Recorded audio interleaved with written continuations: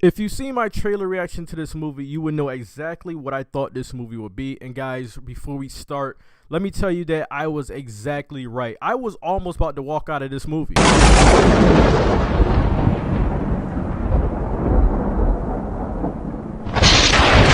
The Fate of the Furious. This is just an awful title name.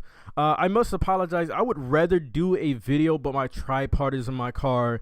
And last night I got in real late after seeing this, and I have to go to work early, so audio will have to do. So this is the 8th installment of the Fast and Furious series, which I do enjoy these movies. For you guys that do not know, I will have a review to every single Fast and Furious movie in the future.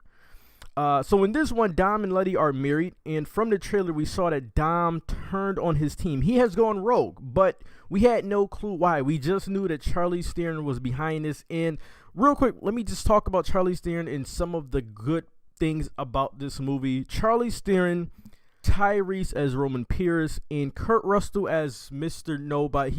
He's back in this movie somehow. Was great in this. Those three were really, really good in this movie. And for the most part, these three held this movie together. Easily the best things about this movie, or probably when I really think about it, the only good things about this movie is those three characters right there. Charlize Theron goes by Cypher, who she's a hacker. She can get into anything and out of any. She can get into anything and out of anything she wants. She can wipe away her traces for like every 3 seconds or so, or whatever it is. So she forces Dom to turn on his team and do jobs for her. Now, the reason that she has him turn on his team is pretty interesting, which I will not reveal in this review here. Which in the trailer, it made me say BS the whole reason, because the crew has been so successful is because of everyone. That's the reason the crew has been so great over the course of these movies, is because of everyone. It wasn't just because of Dom. It's just a group of nobodies. It's because of the whole team. It's because of the family. Without this family, Dom would just be another guy that has a burrito shop doing underground races.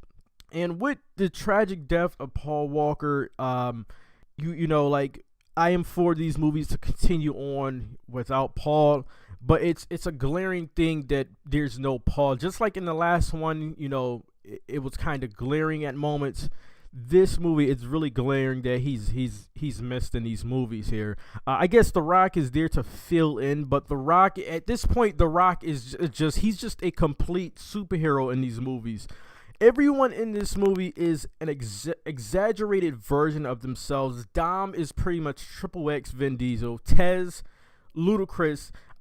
He went from owning a garage and holding jet ski races to now hacking into military shit. I don't know which movie that happened. I don't know. Everyone's just an exaggerated, overtop version of themselves. The dialogue is shit. Every scene, if not every other scene, has a cheesy moment or corny line.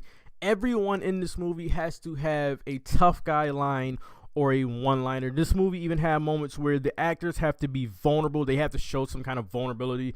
And the thing is, there's only about 2 good actors in this movie. Now, we have a lot of good action movie actors in this movie, but when it comes down to emotions and being well-rounded and all-around actors, there's only 2 people in this movie that are good, and that's Charlize Theron, who is our bad guy in this movie, and Helen Mirren is in this. I don't know why she's in this, but she's decided to be in this movie. Those are the only 2 that can actually pull that off in this movie. So you know how the acting goes in this movie for the most part.